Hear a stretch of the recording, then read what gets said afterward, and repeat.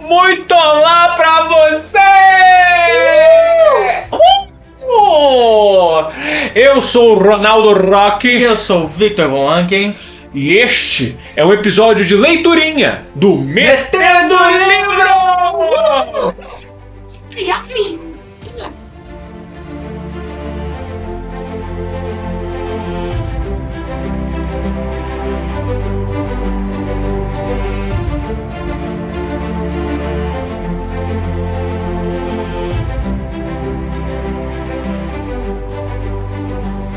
Apolo canta e dança e atira flechas em todo mundo. Não dá para não sentir pena da mãe de Apolo. Estar grávida já é bem difícil. Não que eu saiba por experiência própria, mas minha mãe me disse isso 1 milhão de vezes. A mãe de Apolo, a Titânia de Leto, ficou grávida de gêmeos e não pôde ir ao hospital quando entrou em trabalho de parto. Teve que ficar pulando de ilha em ilha para salvar a própria vida, já que estava sendo perseguida por uma deusa sedenta de vingança e uma cobra gigante. Seria muita surpresa se eu dissesse que a coisa toda foi por culpa de Zeus? O velho Senhor Relâmpago se apaixonou por Leto e a convenceu que não haveria problemas eles terem filhos juntos. Hera nunca vai descobrir, disse ele. Zeus contou essa mentira para tantas mulheres diferentes que ele mesmo já devia estar acreditando. É claro que Hera descobriu. Lá do Monte Olimpo ela lançou um olhar maligno para a linda e grávida Leto, que estava sentada em uma campina vendendo saúde e fazendo carinho no barrigão, enquanto cantava para seus bebês ainda não nascidos. Hera resmungou consigo mesmo. Como ela ousa estar feliz? Vamos ver se vai continuar feliz sentindo dor eterna. A rainha do céu então abriu os braços e bradou, dirigindo-se a toda a terra. Escutai-me, mundo. Escutai-me, mãe Gaia. Eu proíbo que qualquer pedaço de terra com raízes sob o Olimpo receba Leto quando chegar sua hora de dar à luz. Se alguma terra ousar me contrariar, amaldiçoá-la-ei por toda a eternidade. Leto não terá cama onde se deitar nem lugar para repousar. Será obrigada a vagar pelo mundo sem ter onde dar à luz, grávida e em trabalho de parto para sempre, sofrendo pelo crime de roubar meu marido. Pois é. Naquele dia Hera sem dúvida estava dando vazão à bruxa má do oeste que vivia dentro dela. O chão tremeu. Todos os espíritos da natureza em todas as terras com raízes do mundo prometeram recusar ajuda a Leto. Vocês devem estar se perguntando por que Leto não comprou um barco e deu à luz no mar. Porque não foi para o fundo do mar ou para Érebo, ou alugou um helicóptero e deu à luz a 300 metros de altura, em pleno ar. Pelo que posso concluir, Hera incluiu tudo isso na maldição. Ela criou uma situação impossível, na qual Leto só poderia dar à luz em terra, mas toda a terra estava proibida de acolhê-la. Hera era astuta. Aos 7 meses de gravidez, Leto entrou em trabalho de parto prematuro. Ah, que ótimo, resmungou ela. Essas crianças não vão esperar. Quando ela tentou se deitar, a terra tremeu. Árvores começaram a pegar fogo. Fissuras se abriram no chão e Leto teve que correr para se salvar. Aonde quer que ela fosse, não conseguia encontrar um lugar para descansar. Ela pegou um barco para uma outra ilha, mas aconteceu a mesma coisa. Tentou uma dezena de lugares diferentes na Grécia e além. Em todos os lugares, as ninfas se recusavam a ajudá-la. Desculpe, diziam. Hera vai nos amaldiçoar por toda a eternidade se deixarmos você desembarcar.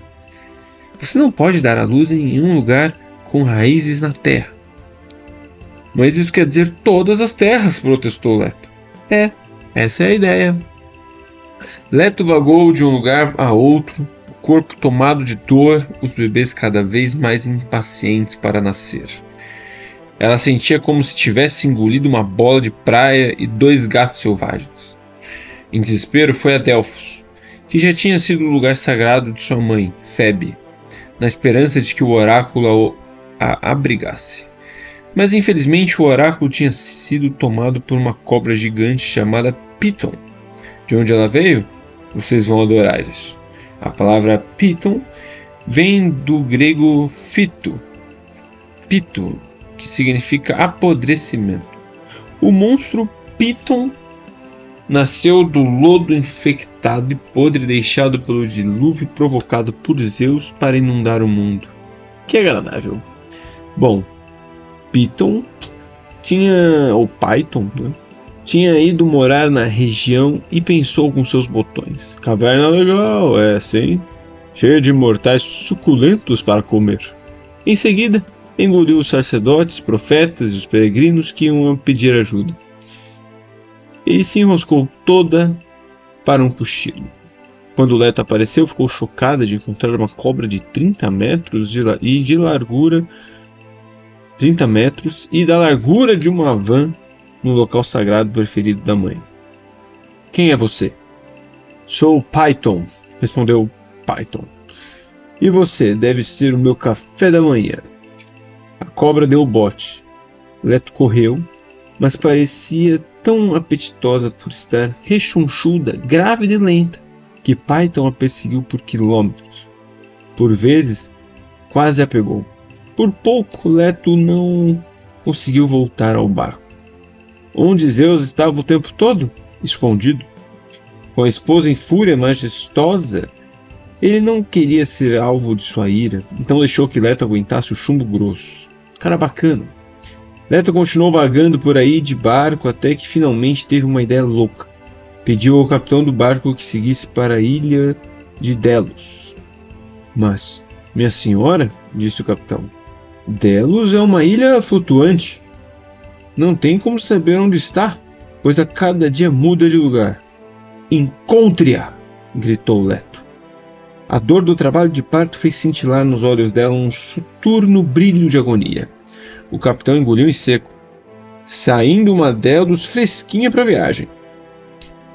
Vários enervantes dias depois, eles encontraram o lugar.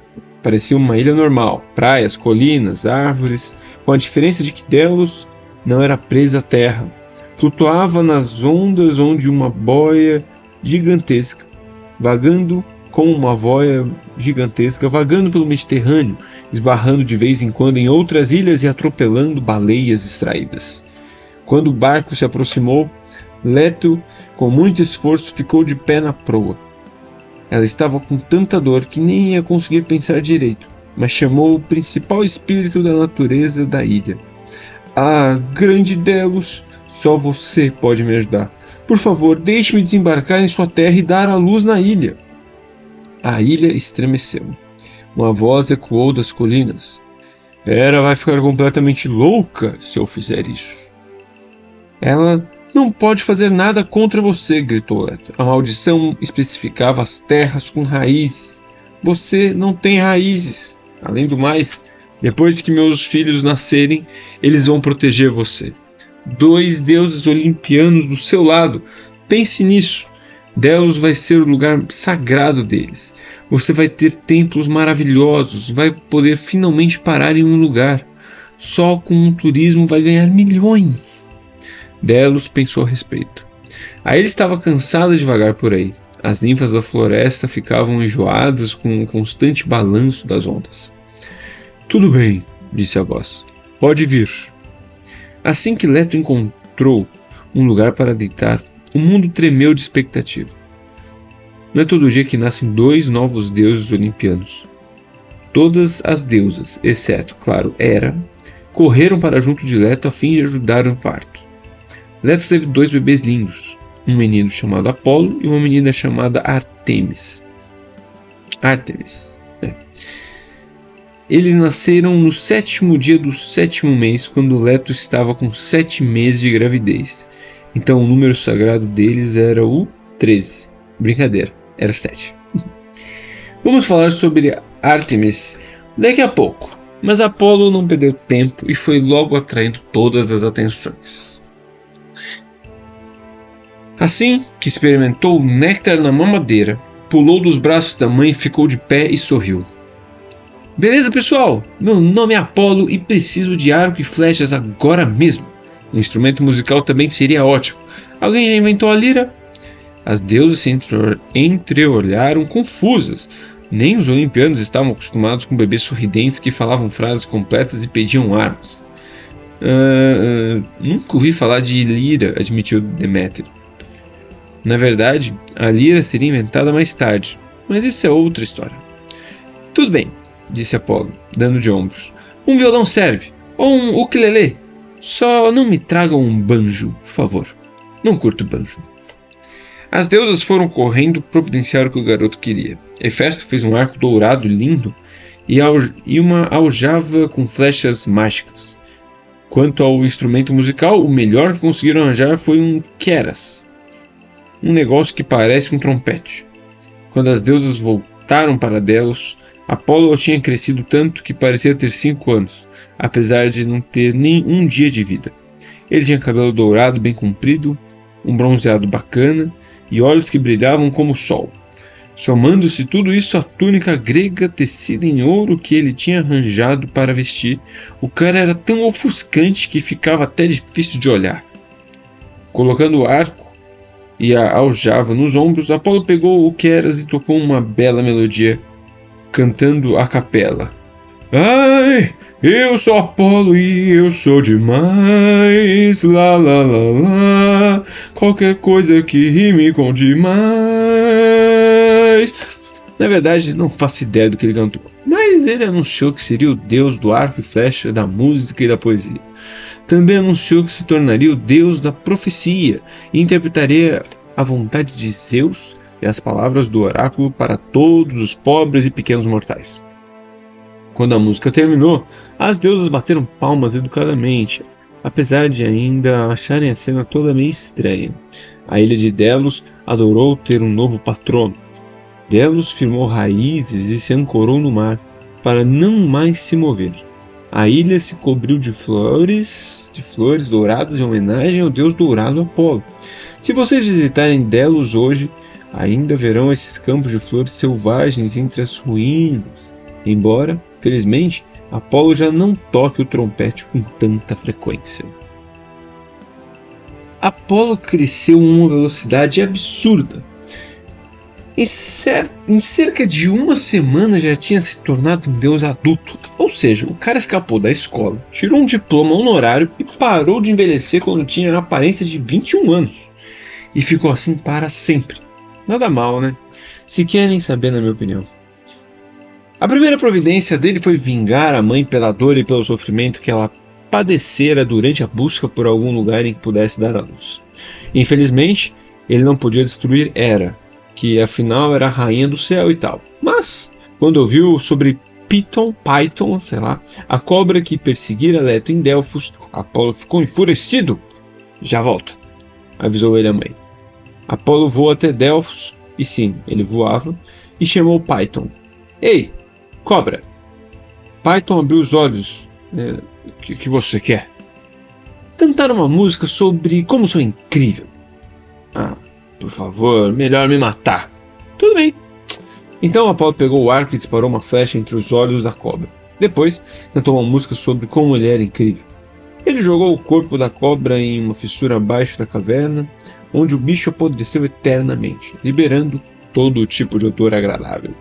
Foi assim que Apolo assumiu o oráculo de Delfos e recebeu de volta os sacerdotes e peregrinos. Como o oráculo já tinha pertencido à sua avó Febe, ele às vezes era chamado de Febo-Apolo.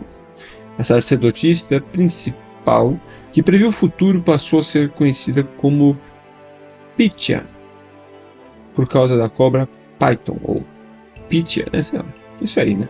Ela recebia as profecias direto do deus Apolo e as transmitia sempre em forma de enigmas ou de poesias ruins, ou ambos.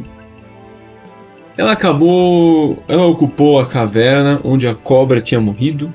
Normalmente ficava sentada em um banco de 3 pés, ao lado de uma grande fissura de onde saía um gás vulcânico nojento que cheirava a cobras mortas.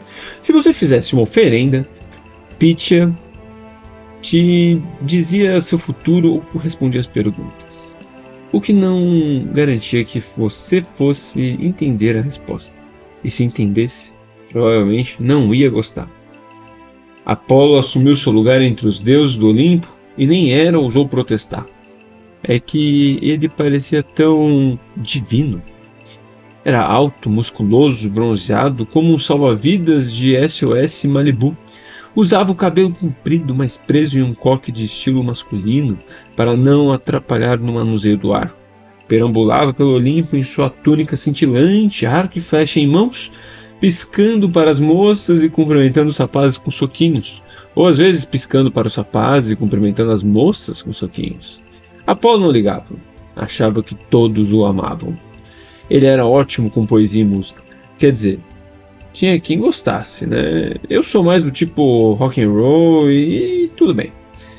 Mas Apolo sempre fazia sucesso nas festas porque entretinha o pessoal com suas músicas, suas previsões e até com demonstrações divertidas de arco e flecha, como interceptar 12 bolas de ping-pong ao mesmo tempo ou atirar em uma taça de vinho posicionada na cabeça de Dionísio.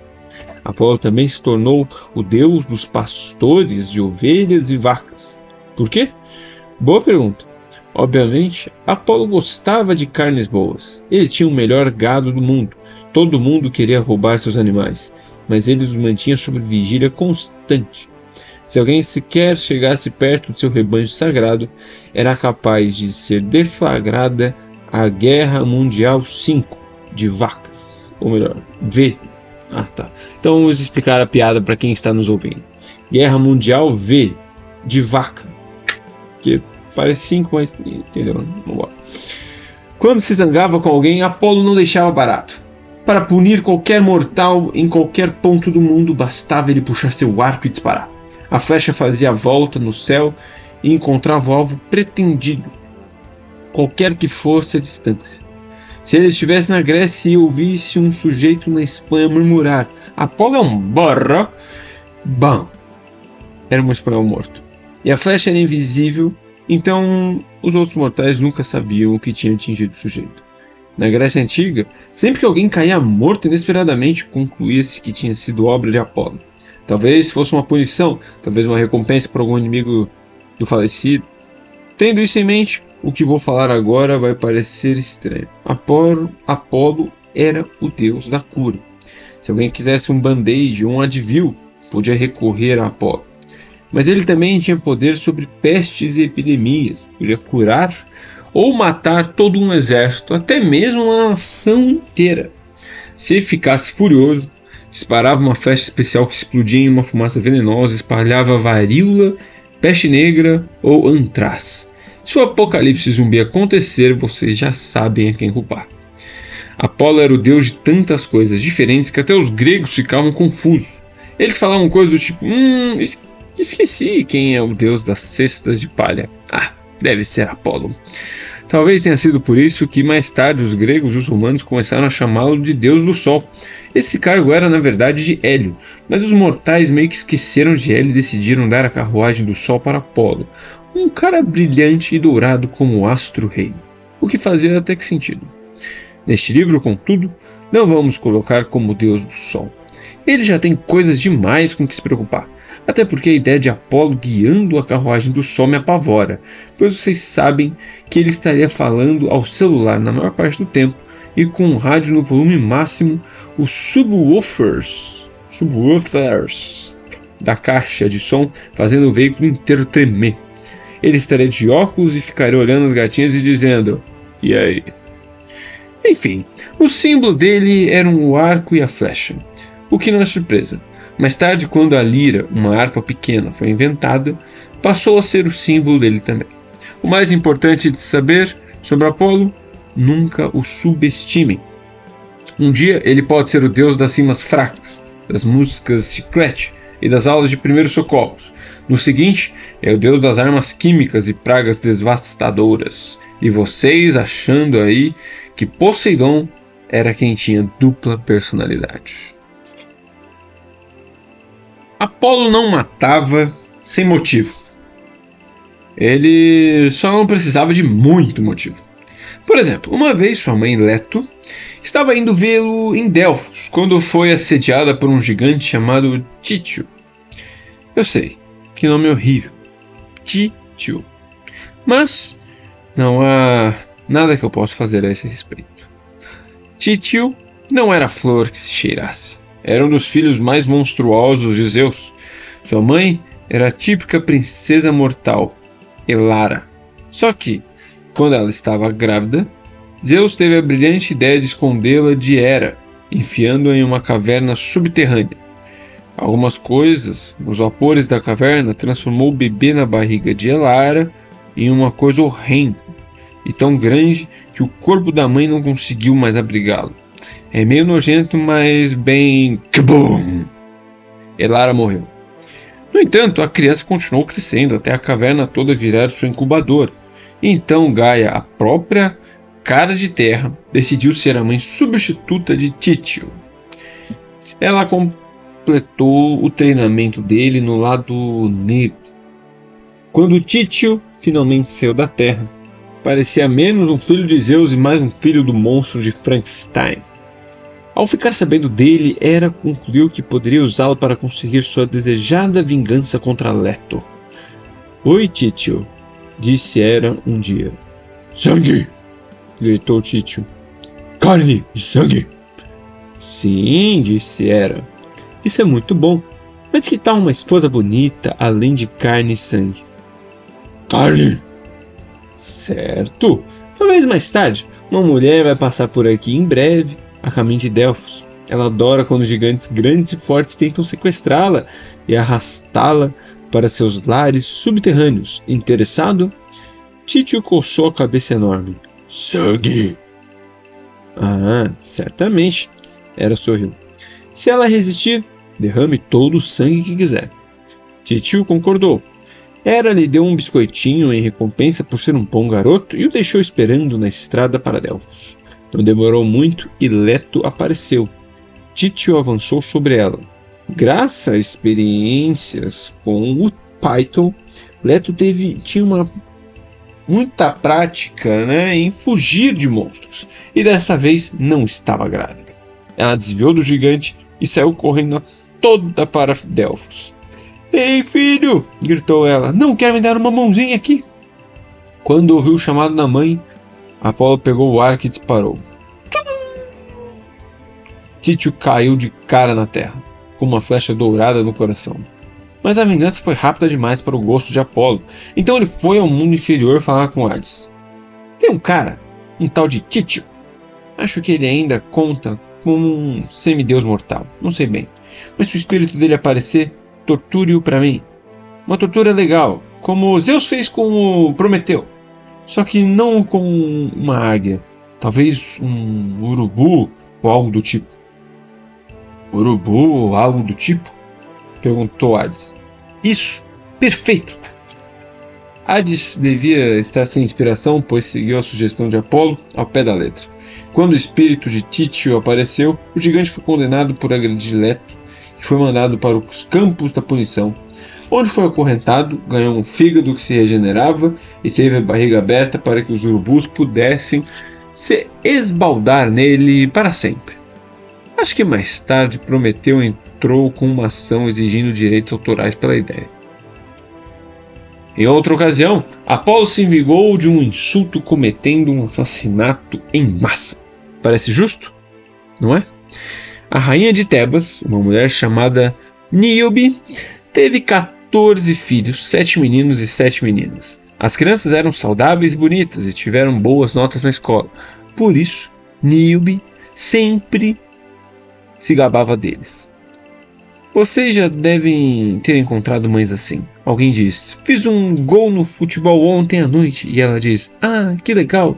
Todos os meus 14 filhos são artilheiros. Só tiram 10 nas provas e ainda por cima sabem tocar violino.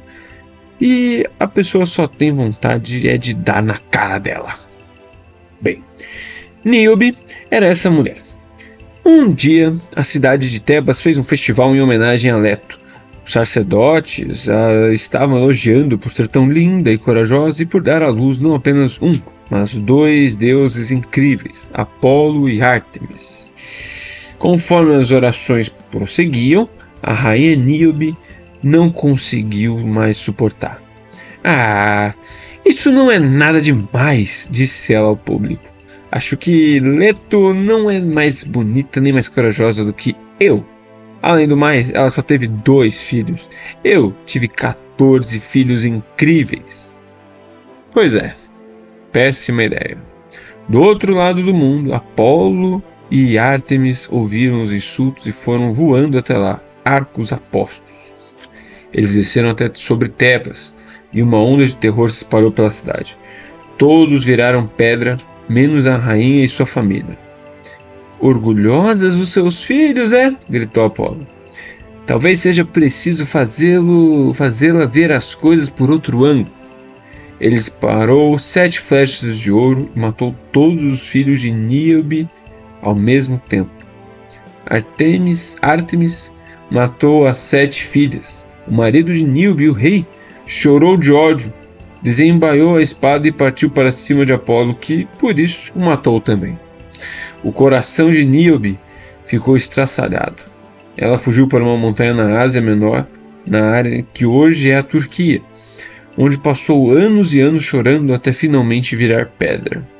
Os gregos costumam visitar o lugar no Monte Cípilo, onde uma desgastada figura de mulher esculpida em uma pedra vertia água pelos olhos.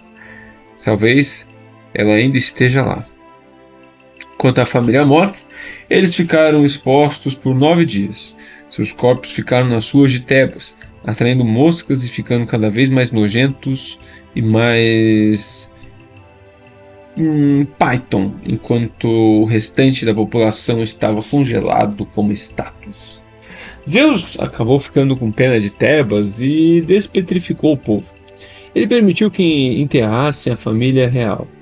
Ninguém em Tebas voltou a insultar Leto, mas também tenho certeza de que Apolo e Ártemis também não eram muito populares por lá.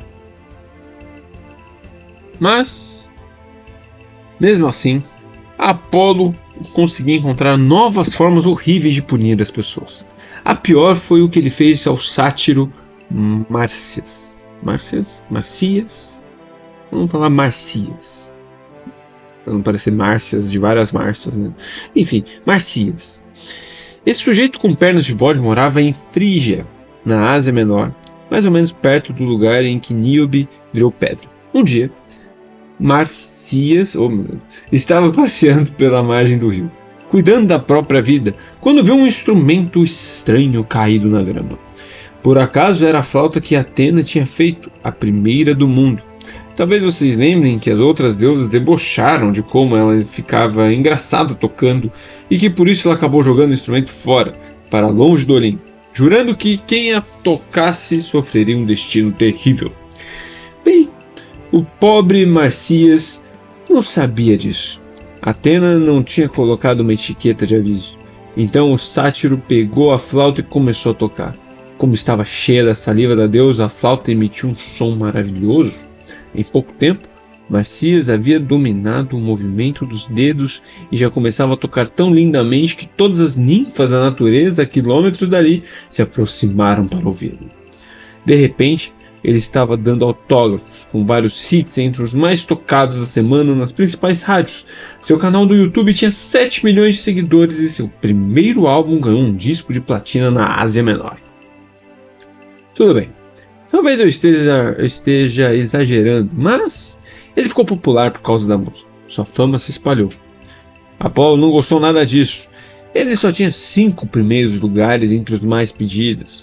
Não queria um sátiro idiota na capa da Rolling Stones, quando era ele quem merecia os holofotes. Apolo desceu até Frígia e ficou flutuando invisível sobre a multidão que se reunira para ouvir Marcias tocar. O cara era bom, sem dúvida. Apolo sentiu ainda mais raiva. Ele esperou e ouviu a música sabendo que era só uma questão de tempo.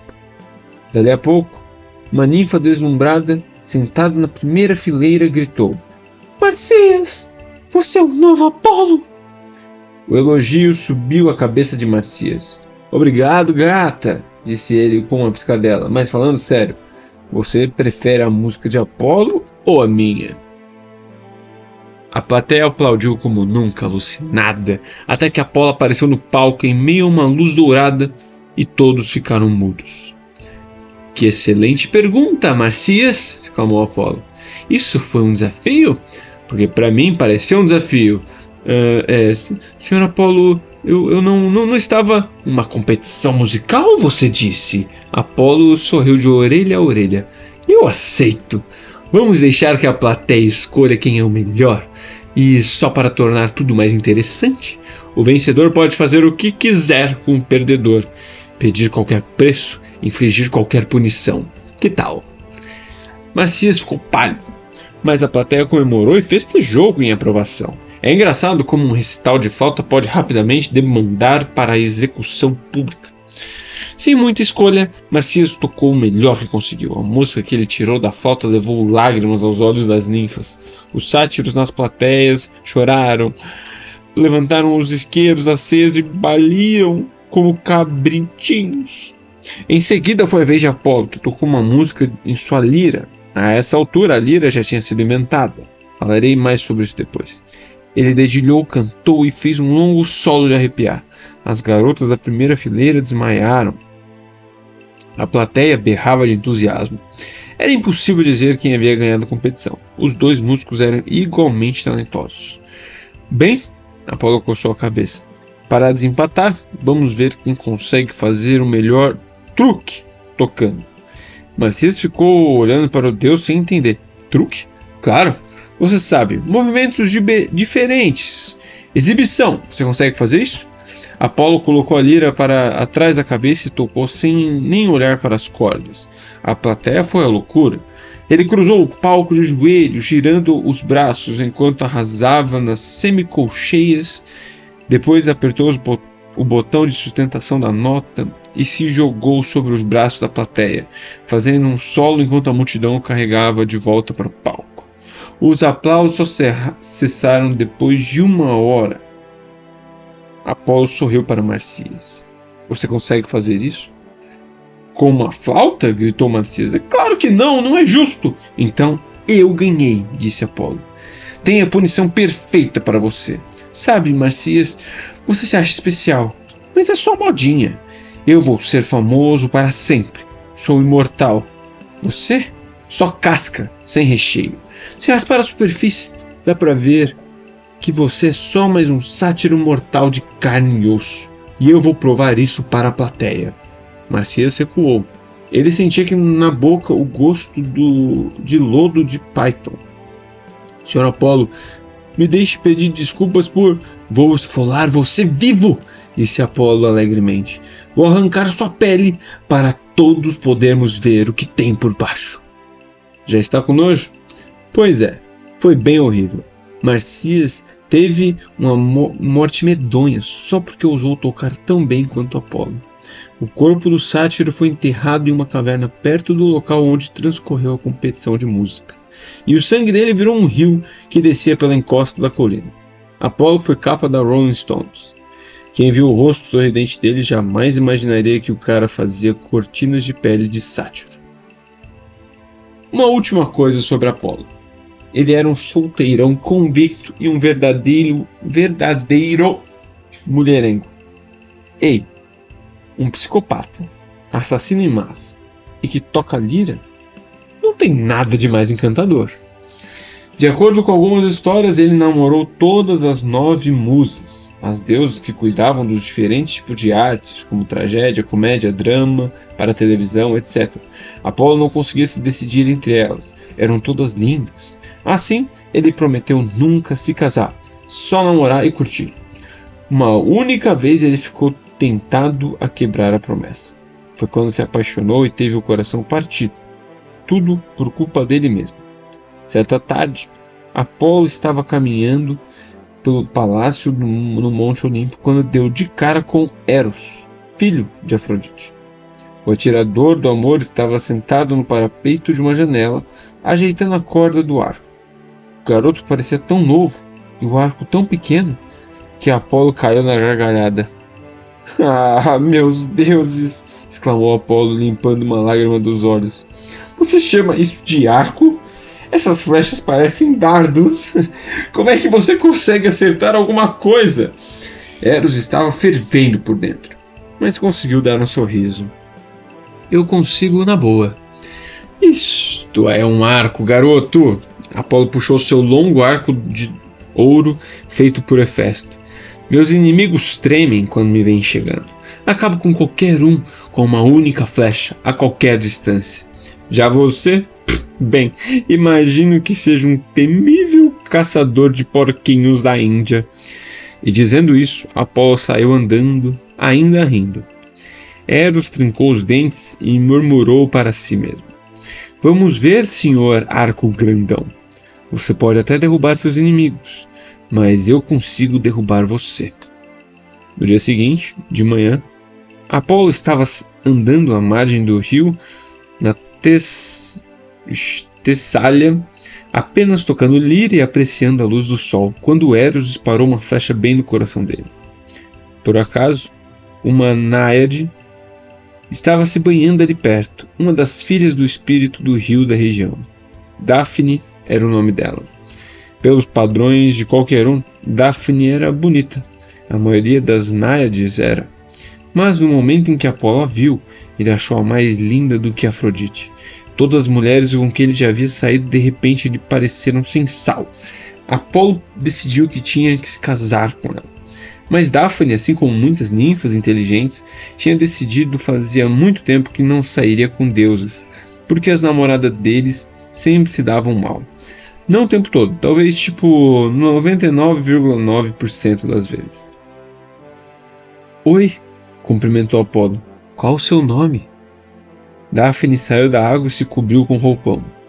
Meu nome é Daphne. Por favor, vá embora. Ah, Daphne, por favor, vá embora, disse Apolo. Eu amo você. Case-se comigo. Eu vou fazer de você a náiade mais feliz do universo. Não. Eu insisto. Venha. Deixe-me beijá-la. Vou provar meu amor e... Ei, aonde você está indo? Daphne saiu correndo. Apolo era rápido, mas Daphne era mais ainda. Sem contar que Apolo estava carregando o arco e a lira, e o atordoado de amor, ficava parando toda hora para compor novos poemas dedicados a ela. Mas Daphne começou a se cansar. Ela chegou a um penhasco que dava para um cânion. Apolo subiu pela encosta atrás dela. Não havia como Daphne voltar. Ela tinha duas opções: pular para a morte ou aceitar o pedido de casamento. Quando ouviu o deus recitando poemas de amor, ela até achou que pular do penhasco parecia uma boa ideia. Em desespero, Daphne tentou uma última coisa. Ah, Gaia, protetora de todos os espíritos da natureza, escutai-me. Salva-me. Não deixas que eu me torne namorada desse deus. Gaia se compadeceu da moça. Quando Apolo chegou ao penhasco e passou os braços ao redor dela, Daphne virou um loureiro e ele se viu abraçando um tronco de árvore, acariciando braços que haviam virado galhos, passando as mãos por cabelos que haviam virado folhas. Apolo chorou de desespero. Ah, bela náiade! Nunca vou me esquecer de você. Você foi meu verdadeiro amor. Deveria ter sido minha esposa. Não consegui conquistar seu amor, mas de agora em diante, até os fins dos dias, você será um símbolo da vitória. Suas folhas adornarão minha cabeça e lançarei uma nova moda. E é por isso que vocês veem imagens de gregos e romanos usando na cabeça coroas enfeitadas com folhas de louro. Apolo fez a coisa virar tendência. A folha do loureiro se tornou sinal de honra. Se alguém ganhava uma competição ou evento esportivo, era laureado. Se conquistasse uma nação inimiga, mais louros. Se ficasse cansado de fazer coisas incríveis e tivesse folhas o suficiente para encher um colchão, podia se aposentar e ficar com os louros. Tudo porque Apolo se gabou de ter um arco de ouro enorme. Eros riu, por último, Mas em termos gerais, Apolo tinha motivo para se gabar. Afinal, ele realmente era o melhor arqueiro do mundo. Só havia um concorrente à sua altura, talvez até melhor do que ele. Esse alguém era sua irmã Ártemis. Se quiserem saber sobre ela, tudo bem. Mas rapazes, comportem-se. Vou logo avisando. Ártemis não tem senso de humor. Ártemis não tem senso de humor. Ponto. Ártemis invoca o porco da morte. Não é que Ártemis odiasse todos os homens, só a maioria. No momento em que nasceu, ela soube de um fato crucial. Os homens são meio nojentos. É claro que ela tinha passado 7 meses no útero com um irmão gêmeo, Apolo, esperando nascer. Qualquer uma que passasse tanto tempo sozinha com Apolo teria uma impressão ruim sobre o sexo masculino. Ártemis nasceu primeiro, provavelmente por estar ansiosa para sair dali, e imediatamente adquiriu o tamanho de uma garota de 6 anos. Ela olhou para as deusas reunidas ao redor de Leto para ajudá-la no parto. Certo, disse Ártemis. Vou ajudar a trazer meu irmão ao mundo. Ele vai dar trabalho. Fervam água. Tragam mais lençóis limpos. Vou me lavar. E Ártemis ajudou mesmo no parto do irmão gêmeo. A partir daquele momento, ela se tornou a deusa do parto, a protetora dos recém-nascidos e das crianças pequenas. Junto com a outra deusa do parto, Ilítia, elas dividiam as tarefas. Logo que nasceu, Apolo pôs-se a dançar e cantar sobre como ele próprio era maravilhoso. Ártemis apenas deu um passo para trás e revirou os olhos. Ele é sempre assim, disse ela a Hestia. Foram 7 meses no útero. Ele não calava a boca. Hestia dirigiu-lhe um sorriso bondoso. E você, querida, não canta e dança? Não, mas tenho planos. Pode me levar até meu pai? Hestia levou a jovem Ártemis até o Monte Olimpo, onde o pai da moça, Zeus, estava sentado no trono ouvindo os deuses do vento lhe passarem um relatório semanal das formações de nuvens. Era tão entediante que Zeus adorou a distração. Ei, olhem, disse ele, interrompendo a apresentação de PowerPoint do vento do sul sobre as zonas de pressão baixa. São Hestia e... uma criança? Entrem. Hestia entrou no salão do trono levando Ártemis pela mão. Senhor Zeus, esta é sua filha, sua nova filha, Ártemis. Podemos voltar depois se o senhor estiver ocupado. Ocupado? Pigarreou Zeus. Não. São coisas importantes. São relatórios sobre o tempo, mas caramba, vão ter que esperar. Ele mandou os deuses do vento saírem e abrir os braços para Ártemis. Venha para o papai, pequenina. Deixe-me dar uma olhada em você. Ártemis estava usando um quiton simples na altura do joelho, um tipo de vestido reto amarrado com um cordão na cintura. Tinha cabelo preto retinto na altura do ombro e olhos cinza-prata fulminantes, lindos. E digo fulminantes porque dava a sensação de que aqueles olhos poderiam fulminar qualquer um que irritasse Ártemis. Ela tinha menos de um dia de vida, mas já parecia ter idade para estar no 4º ano da escola. Mesmo para uma criança de 9 ou 10 anos, ela seria alta. Colocaria no chinelo o time de basquete das crianças. Ao se aproximar do trono, ela abriu um sorriso radiante que amoleceu o coração de Zeus. Papai, ela se jogou nos braços dele. Eu amo você. Você é o melhor pai do mundo. Talvez ela não gostasse tanto de homens, mas sabia exatamente como fazer o pai comer na sua mãozinha. Zeus deu uma risadinha. Poxa, assim eu fico até bobo. Você é a deusinha mais fofa que eu já vi. Diga ao papai Zeus, o que você quer de presente de aniversário, docinho, e será seu. Ártemis juntou as mãos e se fez de meiga ao perguntar qualquer coisa. Qualquer coisa, prometo pelo Estiche. Bom, palavras mágicas. Era de se esperar que os deuses fossem mais espertos e não saíssem por aí prometendo qualquer coisa pelo rio Stygia, mas, pelo visto, Zeus não aprendia nunca. Bem, agora ele teria que dar a Ártemis o que ela quisesse. Algumas garotas pediriam um pônei, um celular novo ou uma tarde de compras no shopping com as amigas. Algumas talvez pedissem ingressos VIP para o show da mais recente boy band ou um encontro com alguém super incrível, tipo, sei lá, Percy Jackson. Ué, por que não? Mas Ártemis não ligava para nada disso. Ela sabia exatamente o que queria. Talvez porque a mãe, Leto, não tivesse descansado em sua busca por um lugar onde pudesse dar à luz, indo de ilha em ilha. Talvez porque a cobra Python tivesse quase devorado Leto antes de os gêmeos nascerem.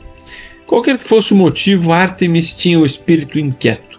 Queria rodar o mundo e caçar criaturas perigosas e definitivamente nunca engravidar. Já tinha visto o problemão que aquilo tinha causado para a mãe. Ártemis adorava ajudar nos partos, mas não pretendia passar por uma gravidez. Quero ser donzela para sempre, pai, disse Ártemis, enroscando no dedo uma mecha da barba de Zeus. Não quero me casar nunca. Quero um arco e flechas. Espere, quer saber? Esqueça isso. Se você me der o arco e flechas, talvez não sejam da melhor qualidade. Vou falar com Ciclopes e pedir armas sob medida. Mas você pode me providenciar um grupo de seguidoras. Ninfas do mar, ninfas dos rios, ninfas dos bosques, que tal umas garotas mortais também? Qualquer garota que queira se juntar a mim pode ser minha seguidora, desde que permaneça donzela como eu. Imagino que elas deverão tomar essa decisão quando tiverem uns 9 anos, antes de começar a se interessarem por garotos, porque depois disso vão se distrair e deixarão de ser úteis para mim. Acho que podemos começar com umas 80 seguidoras, tá? Vamos ver como as coisas se desenrolam. Elas podem caçar comigo, destripar minhas caças, cuidar dos meus cães. Ah, bem lembrado, quero cães de caça. Ela respirou fundo e continuou. Quero também o direito de caçar qualquer animal perigoso em qualquer lugar do mundo. Quero que todas as montanhas sejam consagradas a mim, porque é onde vou passar a maior parte do tempo, nas selvas. Quanto às cidades, não sei. Qualquer cidade velha pode ser a minha. Só vou visitar cidades quando as mulheres precisarem da minha ajuda no parto ou quando criancinhas precisarem de proteção. Ela sorriu para Zeus, erguendo para ele seus grandes olhos prateados. Acho que é isso. Zeus ficou imóvel por alguns instantes, perplexo. Depois caiu na gargalhada. Você é mesmo minha filha? Pensa grande? Ele deu um beijo na testa da menina e a colocou de pé no chão. Sabe, quando tenho filhos como você, até vale a pena ter que aturar a ira de Hera. Vou lhe dar tudo o que você pediu, meu amor. E não só isso, vou lhe dar muitas cidades. Estou sentindo que você vai ser muito popular. Ele não estava enganado.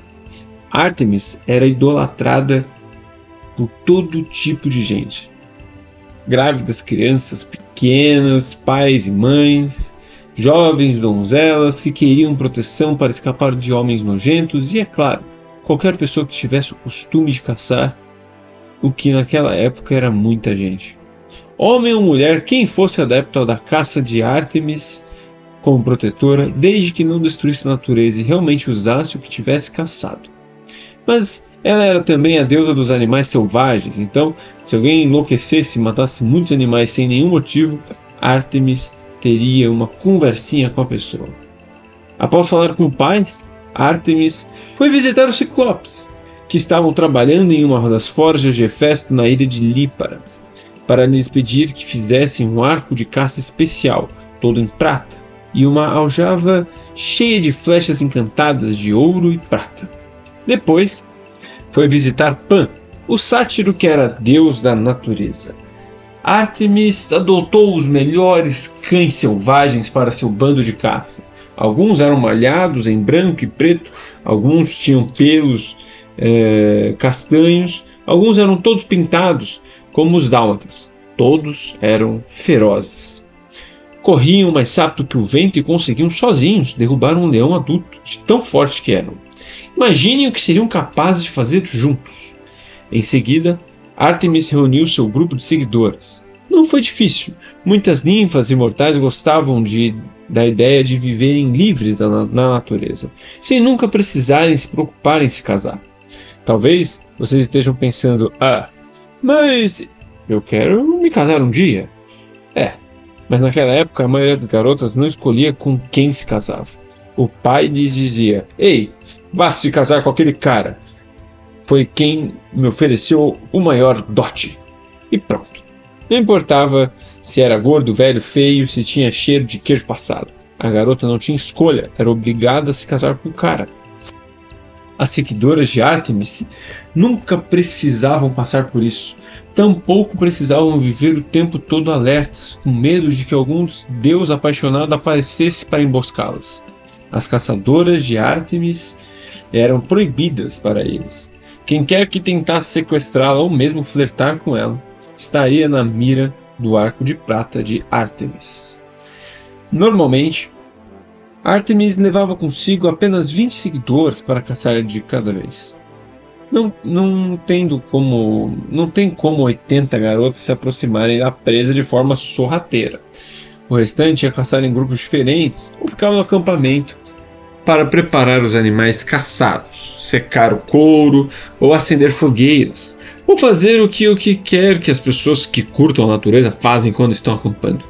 Eu sou de Manhattan, não sei nada dessas coisas. Desde cedo, Ártemis percebeu que precisaria viajar longas distâncias e se deslocar rapidamente. Às vezes, mais do que uma deusa conseguiria a pé. Seria uma boa ideia ter uma carruagem, concluiu ela. Só não sabia que tipo de animal seria o mais indicado para puxá-lo. Cavalos eram coisas de Poseidon. Além do mais, eram domesticados e Ártemis queria algum animal selvagem e veloz. Então, um dia ela viu um bando de cervos. Vocês devem estar pensando, uau, cervos? Nada demais. Mas esse bando de cervos havia 5 corsas, fêmeas adultas do tamanho de touros, com patas e chifres feitos de ouro maciço. Como Ártemis sabia que era ouro de verdade e não tinta spray? Ora, ela era a deusa dos animais selvagens. Ela simplesmente sabia. Ártemis então se virou para suas seguidoras e sussurrou: esses cervos nobres seriam incríveis para puxar minha carruagem. Esta vai ser nossa primeira grande captura. Ártemis preferia não matar animais indefesos como os cervos. Como servos? Os cervos? Servos? Bom, em geral, matava apenas os que feriam humanos, como ursos, leões e texugos enfurecidos. Mas ela tinha muitas formas inteligentes de capturar animais sem os ferir. Entre suas seguidoras havia uma ninfa chamada Britomartis, uma garota tão boa em fazer redes que Ártemis acabaria transformando-a em uma deusa menor, a deusa das redes. Se ela jogava vôlei, não sei. Britomartis preparou algumas armadilhas com redes e as seguidoras de Ártemis começaram a fazer barulho.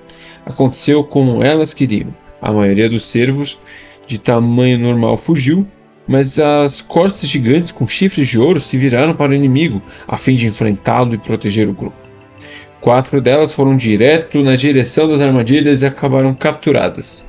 Mas a mais inteligente das 5 deu meia volta no último segundo e escapou. Minha senhora, devemos ir atrás daquela? Perguntou Britomartis. Ártemis sorriu. Não. 4 corsas bastam para puxar minha carruagem. Aquela quinta mereceu a liberdade. É uma corça inteligente. De agora em diante, ela terá minha bênção. Proíbo que ela seja ferida por qualquer caçador. Aquela corça sortuda viveu muito tempo. Ficou famosa por passear em uma área da Grécia chamada Cerineia. Então ficou conhecida como a Corça da Cerineia. Mais tarde, Hércules receberia a ordem de capturá-la. Mas aí já é outra história. Então agora Ártemis tinha tudo o que precisava. Armas, seguidoras, cães de caça e uma carruagem puxada por corças mágicas com chifres de 14 quilates. A deusa passava o tempo nas montanhas, caçando monstros, punindo quem fosse desnecessariamente cruel com os animais ou não respeitasse a natureza. De vez em quando aparecia em uma cidade para ver as crianças, ajudar as mães a darem à luz e fazer um recrutamento entre as jovens que quisessem se juntar à caçada. Em alguns aspectos, ela e o irmão Apolo eram bem parecidos. Os dois eram arqueiros incríveis. Ártemis era a protetora das donzelas, tanto quanto Apolo era o protetor dos rapazes. Os dois tinham poderes de cura, ambos ocasionalmente puniam mortais desrespeitosos com uma flecha de morte súbita ou uma peste terrível. Mais tarde, Ártemis passou a ser conhecida como deusa da lua, assumindo o lugar da titã de Selene, da mesma forma que Apolo tomou o lugar de Hélio, o titã do sol. Às vezes vocês verão imagens de Ártemis como uma faixa de cabelo enfeitada com um emblema prateado em forma de lua crescente, o símbolo de que ela é a deusa da lua ou de que está com um pedaço de fita adesiva em forma de bumerangue grudado na testa.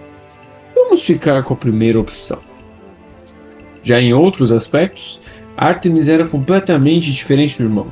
Apolo namorava todo mundo, enquanto Ártemis não tinha tempo para essas bobagens. Ela era totalmente imune à magia do amor.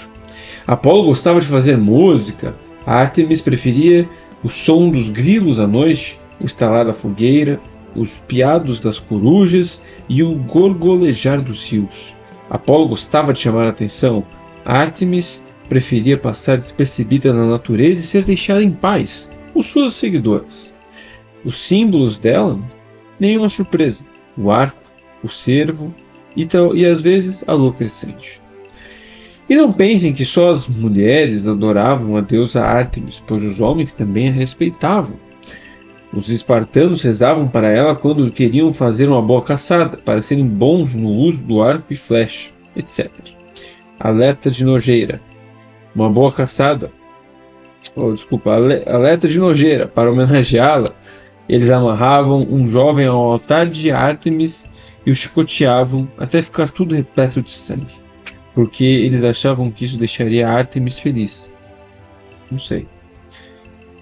Já falei que os espartanos eram completamente loucos. Em outras cidades gregas, bodes e até cachorros eram sacrificados em seu nome. Pois é, cachorros.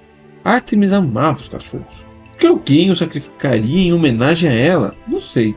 Espero que Ártemis tenha lançado uma peste sobre aqueles idiotas, para deixar clara sua insatisfação com a prática. Ela era popular em toda a Grécia, mas seu maior templo era na cidade de Éfeso, na Ásia Menor. O local foi fundado pelas Amazonas. Faz sentido. Uma nação de guerreiras. Elas realmente estavam em sintonia com o modo de pensar de Ártemis. Claro, Ártemis preferia caçar, mas era uma excelente guerreira quando precisava. Por exemplo, lembram quando os gigantes Alôadas atacaram o Olimpo, empilhando montanhas para fazer uma torre de assalto? Foi Ártemis quem os derrotou. Aconteceu assim. Depois que Ares, o deus da guerra, saiu daquele jarro de bronze, os gêmeos começaram a se gabar de que iam tomar o Olimpo e escravizar os deuses. Efialtes queria Hera como sua esposa. Otto queria se casar com Ártemis à força. Quando soube disso, Ártemis falou: tudo bem, esses dois precisam morrer agora. Acho que Ártemis até poderia acertar sua flecha nos dois de longe mesmo, mas ela queria chegar perto para ver a dor no rosto deles. Então, ela desceu correndo a montanha e descarregou suas flechas nos gêmeos, acertando-os nas pernas, nas mãos e em certa parte do corpo muito sensível. Eles tentaram empalá-la com suas lanças gigantes, mas ela era muito rápida. Por fim, ela correu entre os gigantes e quando tentaram acertá-la, ela desviou no último segundo, fazendo os gêmeos perfurarem um ao outro. Gigantes mortos. Problema resolvido. E a cena ainda foi parar no programa As Batalhas Mais Engraçadas do Olimpo. Mas, na maior parte do tempo, Ártemis deixava os animais selvagens matarem por ela. Uma vez, na cidade grega de Calidão, o rei Eneu esqueceu de fazer as devidas oferendas a Ártemis. Era a época da colheita, os habitantes deveriam oferecer aos deuses a primeira leva das frutas produzidas. Eles derramaram azeite para Atena, queimaram grãos para Deméter, sacrificaram gurjões de peixe com molho tártaro para Poseidon. Mas esqueceram de Ártemis. Ela só queria algumas maçãs dos pomares. Teria aceitado até limões, mas seu altar ficou vazio. Tudo bem, resmungou ela. Posso ser desonrada, mas não vou abrir mão de me vingar. E para isso, ela invocou o porco mais feroz da história dos porcos. Esse porco do mato era do tamanho de um rinoceronte, com os olhos de cor vermelho sangue que ardiam como fogo. Seu couro, grosso como aço, era coberto de espinhos duros como arpões, de tal forma que bastava esbarrar nele para a pessoa sair fatiada como bife. Sua boca soltava raios de nuvens tóxicas de ácido que queimavam e faziam murchar qualquer coisa em seu caminho e suas afiadíssimas presas. Bem, se você chegasse a ver as presas, aí já era. Em resumo, ele era o porco da morte. Ártemis o soltou nos campos de Calidão, onde ele destruiu todos os pomares, pisoteou nos campos e matou todos os animais, fazendeiros e soldados que cometeram a burrice de tentar contê-lo. A essa altura, o rei Eneu só pensava que deveria ter dado algumas maçãs a Ártemis. Ele se virou para o filho, Melegro, e disse: Você é o melhor caçador do reino, meu filho. O que devemos fazer? Caçar o porco, disse Melegro. Ártemis é a deusa da caça, certo? A única forma de ela nos perdoar é iniciarmos a maior e mais perigosa caçada da história. Se matarmos esse porco com bravura e habilidade, tenho certeza de que ela vai nos perdoar. O rei Eneu franziu a testa, ainda em dúvida. Ou vai ficar com mais raiva ainda. Além do mais, você não pode matar aquele monstro sozinho. Não sozinho, concordou Melegro. Vou convocar os melhores caçadores da Grécia. O rei fez divulgar a ideia e ofereceu recompensas. Em pouco tempo, Calidão estava recebendo caçadores de todo o mundo, e assim começou a primeira e, com sorte, última caçada anual ao porco do Calidão. Ártemis não facilitou para eles. Um homem chamado Mopso, que era o lanceiro mais forte da Grécia, jogou sua lança no porco com força suficiente para rachar um escudo de bronze. Mas Ártemis fez com que a ponta da lança soltasse na metade do caminho. Assim, a lança apenas bateu no bicho e caiu. Outro caçador, um tal de Anseu, riu. Não é assim que se combate um porco da morte. Aprenda comigo. Ele ergueu um machado de 2 lâminas que carregava. Vou lhe mostrar como um homem de verdade luta. Esse porco da deusa menininha não é páreo para mim. Anseu partiu para o ataque, o machado erguido bem acima da cabeça, mas o porco enfiou uma presa direto na virilha do sujeito. Anseu morreu e depois disso foi eternamente lembrado como um incrível sem virilha. Finalmente, o próprio príncipe Melegro matou o porco, embora tenha contado com muita ajuda de amigos. Foi um ato corajoso e tal, mas mesmo assim Ártemis não se deu por satisfeita. Então ela encheu os outros caçadores de inveja. Melegro arrancou o couro do porco e o pendurou no palácio para exibir a todos o maior prêmio da caçada. Mas os homens começaram a brigar e reivindicar o crédito pelo feito. A discussão virou uma guerra civil. Centenas de pessoas morreram. Tudo porque o rei esqueceu de dar umas frutas a Ártemis. Na boa, são só 12 deuses. Da próxima vez, anote os nomes deles em um papel para ir riscando, Eneu. Poxa. Então é isso. Se algum mortal esquecer de fazer os sacrifícios devidos a Ártemis, podia acabar morto. Mas quem fizesse questão de uma morte dolorosa, podia simplesmente invadir o espaço pessoal dela. Um caçador chamado Acteon cometeu esse erro.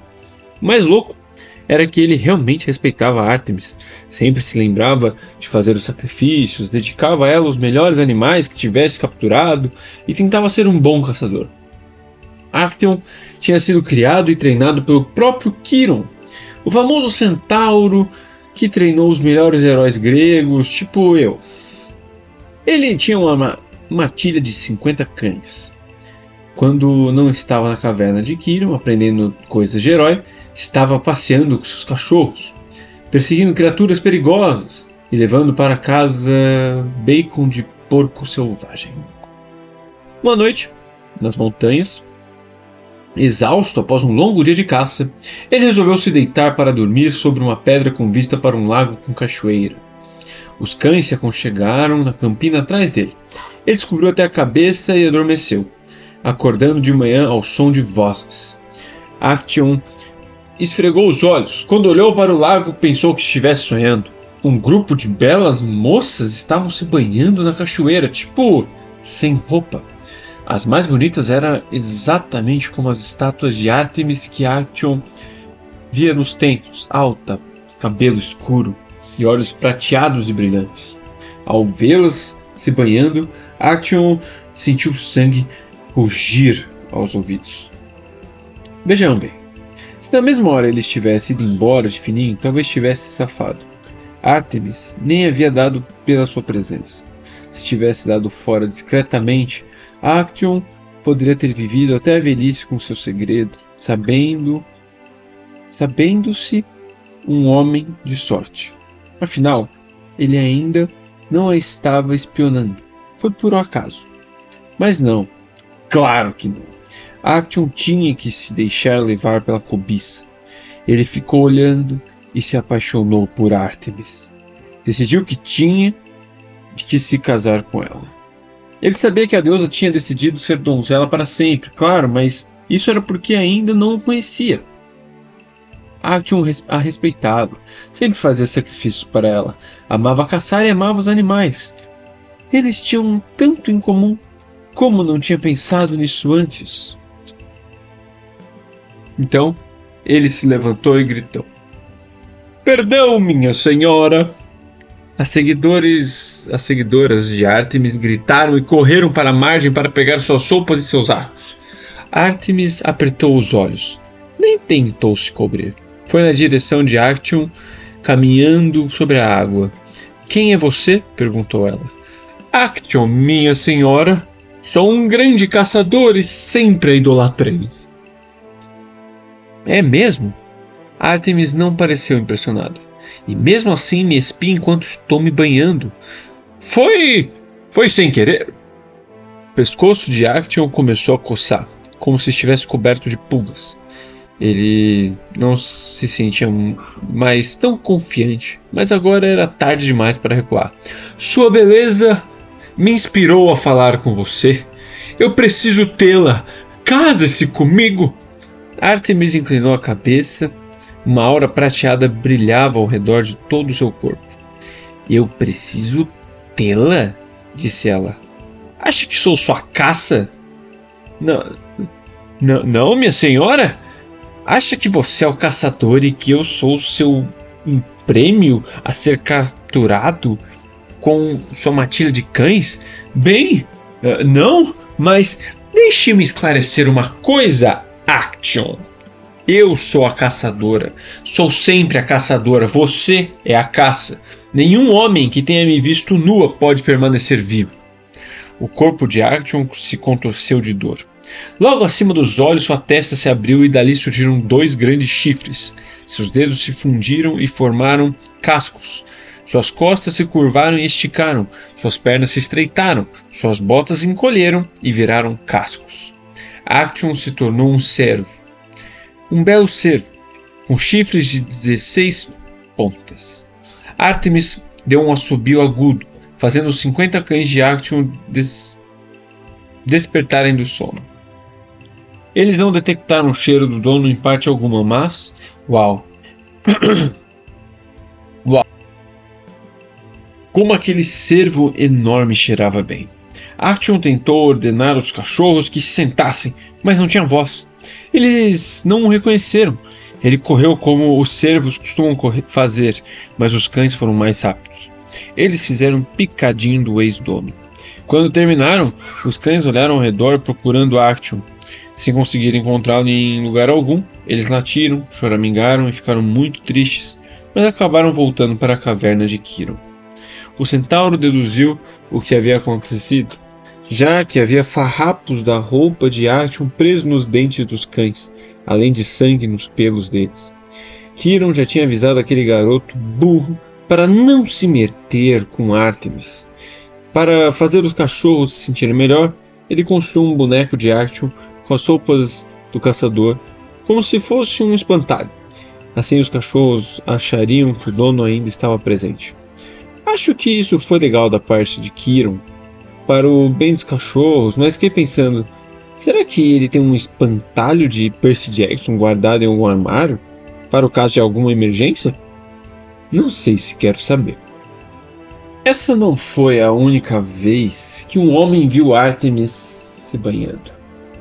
Na segunda foi um garoto chamado Cipriotes, que só estava caminhando por ali e calhou de estar no lugar errado na hora errada. Quando ele viu a deusa nua, deu um gritinho de surpresa, mas Cipriotes era só uma criança. Não a pediu em casamento, só caiu de joelhos e implorou por misericórdia. Por favor, senhora, choramingou ele. Eu não fiz de propósito. Não me transforme em cervo para os cachorros comerem. Artemis se sentiu mal. Ela era, afinal, a protetora das criancinhas. Bem, Cipriotes, o problema é o seguinte. Nenhum homem pode me ver nu e permanecer vivo. Mas, como você é homem, vou ter que matá-lo. A não ser, claro, que você não fosse homem. Cipriotes ficou confuso. Você quer dizer... Espere. O quê? Ou morre ou muda de sexo. A escolha é sua. Não era propriamente uma escolha. Cipriotes não queria morrer, então... Shazam! Artemis o transformou em ela. E a garota Cipriotes viveu feliz para sempre com as caçadoras de Artemis. Muito bizarro para vocês? Ah, mas fica ainda mais bizarro. Em outra ocasião, uma das seguidoras de Artemis, uma garota chamada Calisto, chamou a atenção de Zeus. Bem, as seguidoras de Artemis eram um território proibido, mas estamos falando de Zeus. Além disso, Calisto era lindíssima. Era a seguidora preferida de Artemis na época. As duas eram muito parecidas, rápidas e fortes, nem um pouco interessadas em homens. Tornaram-se melhores amigas assim que Calisto se juntou à caçada. Como todas as seguidoras de Artemis, Calisto jurou ficar donzela para sempre, mas Zeus tinha outros planos para ela. Um dia ele estava lá no Olimpo quando olhou para a terra e viu Calisto sozinha em uma clareira, relaxando e curtindo o sol.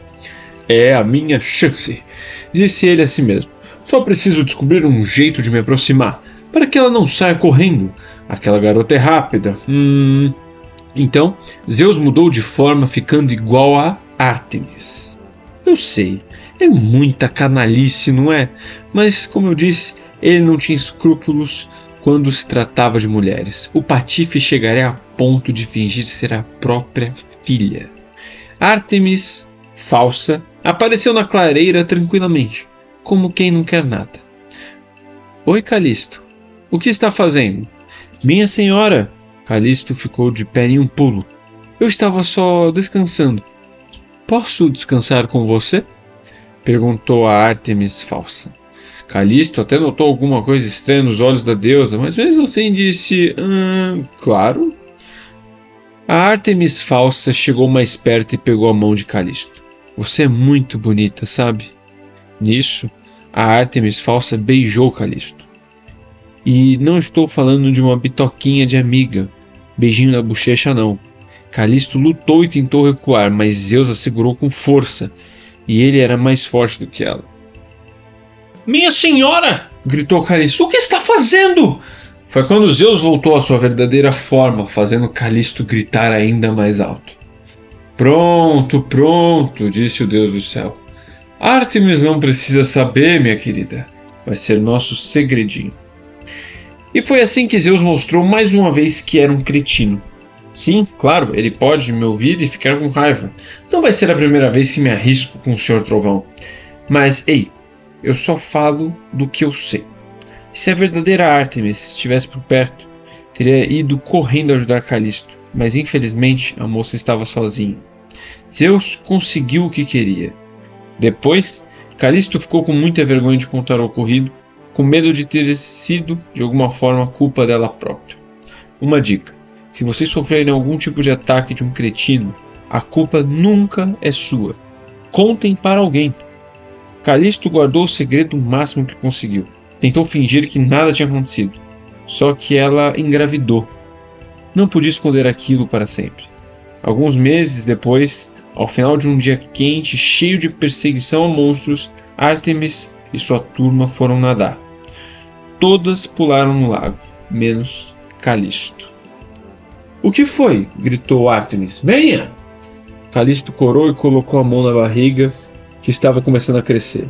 Não ousava tirar a roupa, pois Ártemis separaria. Mas Ártemis pressentiu o problema mesmo assim. De repente ela entendeu por que Calisto andava tão distante e triste nos últimos tempos. A tristeza se abateu sobre ela.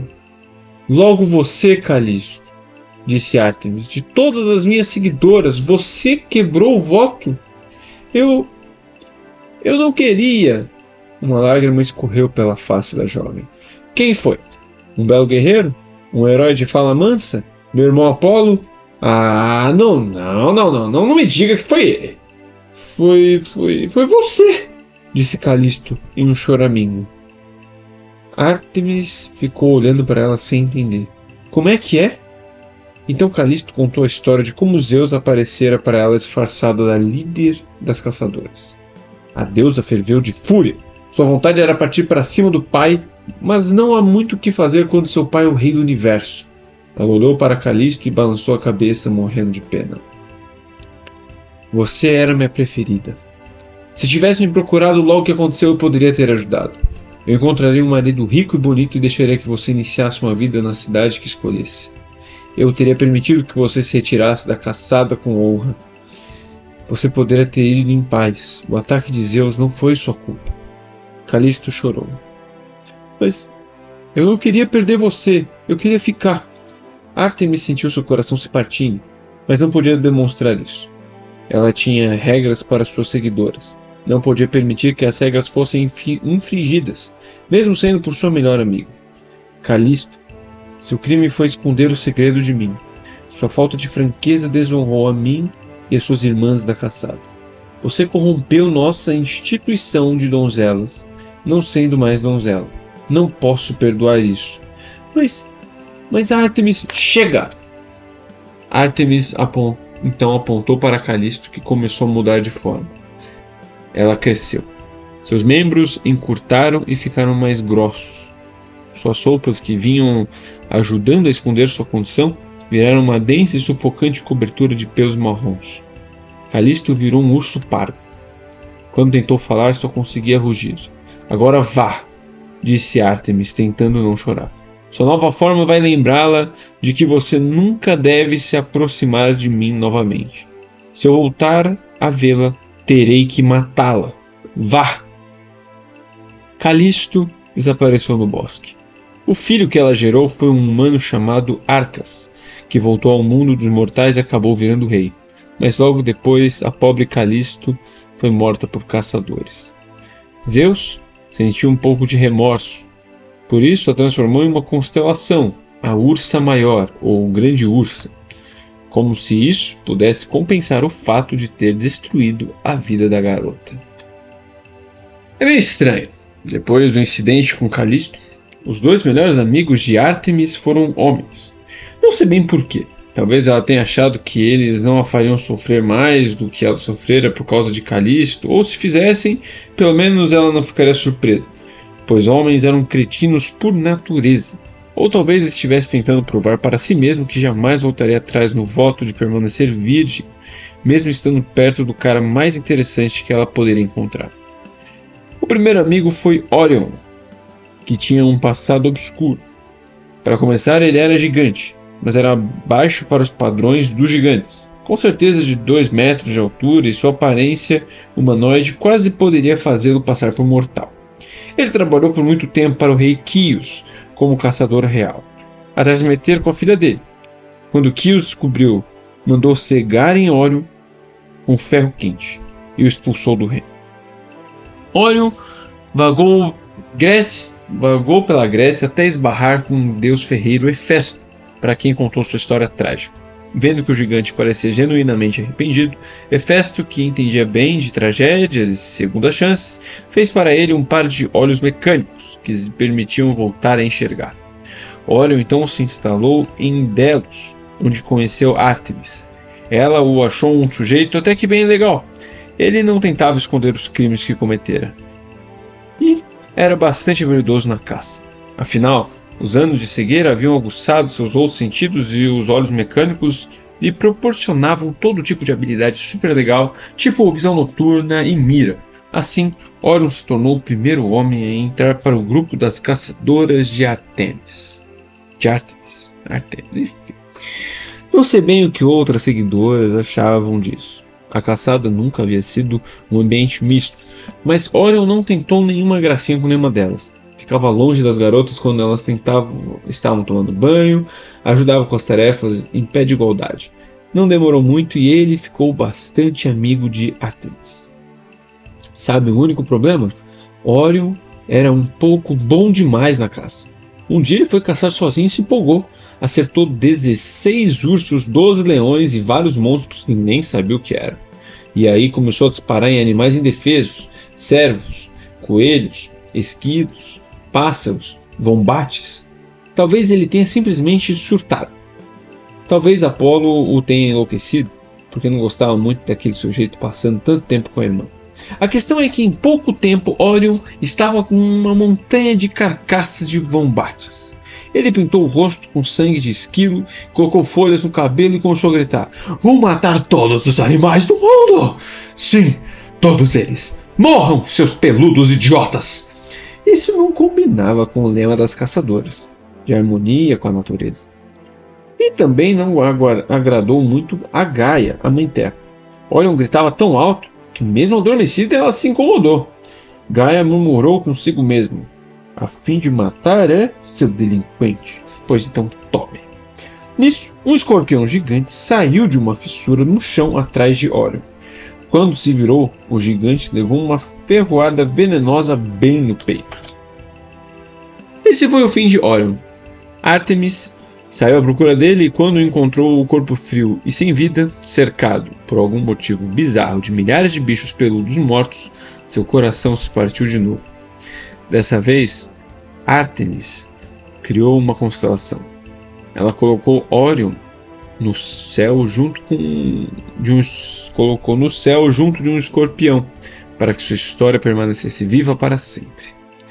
Acho que a moral da história é: não tente massacrar coelhinhos, esquilos e vombates. Eles não fizeram nada contra você e é capaz de terem um amigo escorpião bem grande. O último melhor amigo de Ártemis foi um príncipe chamado Hipólito, um sujeito lindo e encantador, mas sem interesse algum em romance.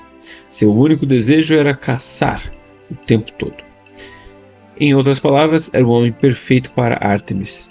Tê-lo no grupo deve ter sido um desafio para alguma das caçadoras, pois o sujeito meio que era bonito demais. Mas mesmo assim, Hipólito tinha uma conduta exemplar. Ele sempre cumpria os votos e nunca teve segundas intenções com as moças. Mas nem todo mundo gostou disso. Lá no Olimpo, Afrodite, a deusa do amor, sentiu-se ultrajada. "Isso só pode ser brincadeira", berrou ela. "Um cara lindo assim, junto de 80 mulheres lindas, e não se interessa por nenhuma delas? E é um ultraje, isso não está certo." Assim, um dia em que Hipólito foi visitar o pai, o rei Teseu, há uma outra história sobre esse sujeito, mas vamos lá. Eles tiveram uma grande discussão.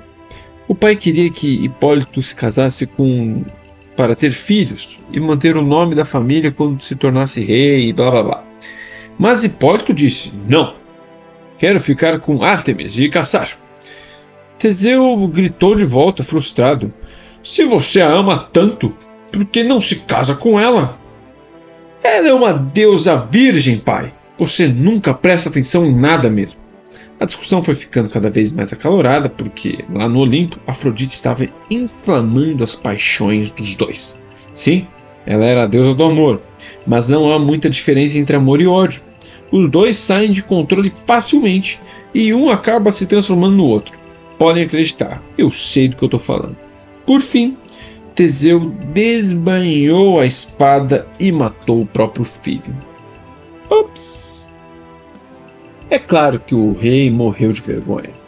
Ele colocou o corpo do príncipe nas criptas reais e fugiu para ficar em luto sozinho. Enquanto isso, Ártemis soube da notícia e correu para o túmulo.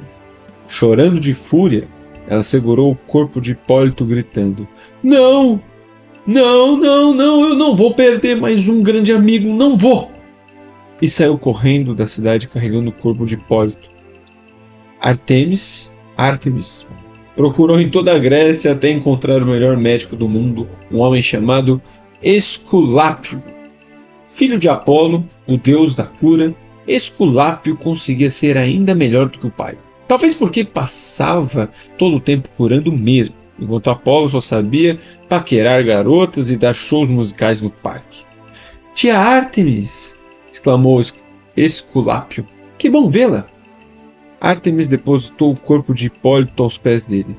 Esculápio, preciso que você cure meu amigo. Por favor. Nem meu poder é suficiente para tal missão. O que ele tem? Perguntou Esculápio. Ele morreu. Isso é grave. Quase sempre fatal. Mas vou ver o que eu posso fazer. Esculápio misturou algumas ervas e preparou uma poção que derramou goela abaixo do príncipe morto. Hipólito acordou imediatamente. Graças às moiras! Exclamou Ártemis. Esculápio, você é o melhor. Ah, não foi nada. Lê do engano. Afrodite foi reclamar com Zeus. Ela realmente não sabia perder. Depois, Hades reclamou também. Afinal, Esculápio não podia ficar por aí trazendo os mortos de volta à vida. Seria o caos no mundo mortal e no mundo inferior. Zeus concordou e lançou um raio fulminante sobre Esculápio. É por isso que, hoje em dia, não podemos ir ao consultório pedir que o bom doutor ressuscite nossos parentes mortos. Zeus estabeleceu esse limite para a medicina. Quanto a Hipólito, Ártemis tratou de protegê-lo levando-o às pressas para a Itália, onde ele se tornou sacerdote de um dos templos sagrados dela e viveu até uma idade avançada. Depois disso, Ártemis decidiu não ficar próxima demais de nenhum de seus seguidores ou seguidoras. Era perigoso demais para eles, e também passou a ter medo de convidar outros homens para o grupo. Por mim, tudo bem. Gosto de Ártemis, mas não sou muito ligado à natureza. E não gosto de caçar.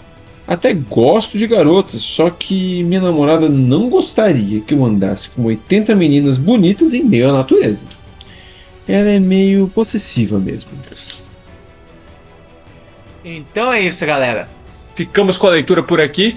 E se você ainda não segue a gente nas redes sociais, Só o Instagram. E o Spotify, segue lá e compartilha. Manda pra alguém, pra qualquer pessoa. Ou Manda pra todo mundo. Pra gente. todo mundo. Manda nós, tá bom? É nóis. Isso aí, o @Metendo Livro. Manda aí, galera. Até a próxima.